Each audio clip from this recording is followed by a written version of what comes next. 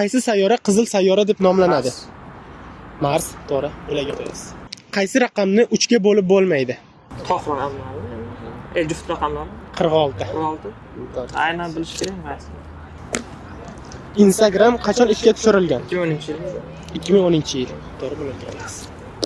Inson tanasidagi eng qattiq qism qaysi? Bosh miya suyagi. Eng qattiq. Tish. To'g'ri ularga qo'yasiz. Eng qattiq tosh qaysi?